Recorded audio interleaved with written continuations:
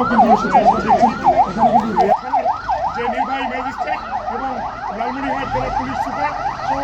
DC কিন্তু ঘটনাস্থলে। দর্শক আপনাকে জানিয়ে রাখি যে আজ লালমনিরহাট এক আসনে হাতীবান্ধা উপজেলার টংভাঙ্গা ইউনিয়নের ২ নং ওয়ার্ডের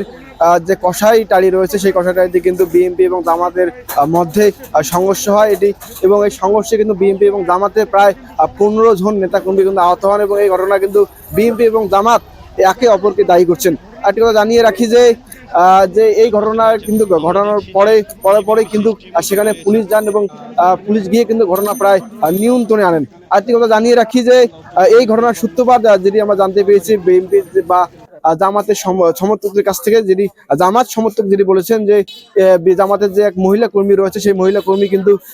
বিএনপির সমর্থকের বাড়িতে যান ভোট চাওয়ার জন্য, এবং সেখানে যাওয়ার পরপরই কিন্তু বিএনপির যে সমর্থক রয়েছে সেই বিএনপির সমর্থক কিন্তু সেই জামাত নারী কর্মীকে কিন্তু অশ্লীল ভাষায় গালিগালাজ করেন, এবং যার ফলে কিন্তু এই সমস্যা হয়। এবং অপরদিকে বিএনপির যে কর্মী রয়েছেন বা বিএনপির সমর্থক রয়েছেন তারা যদি দাবি করছেন যে জামাতের সেই মহিলা কর্মী সেই বাড়িতে গিয়ে কিন্তু সেই মহিলা কর্মী কিন্তু সেই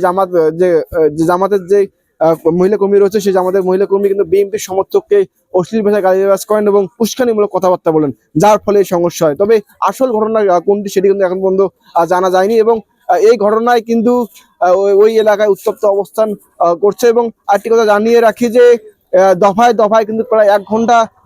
ঘন্টা কিন্তু দফায় দফায় সংঘর্ষ হয়, এবং এই সংঘর্ষে কিন্তু ওখানে প্রায় ১৫ জন নেতাকর্মী এবং ওখানকার যে মোটরসাইকেল সহ অন্যান্য যে জিনিসপত্রগুলো রয়েছে সেগুলো কিন্তু ভেঙে যায়, এবং এই সংঘর্ষ কিন্তু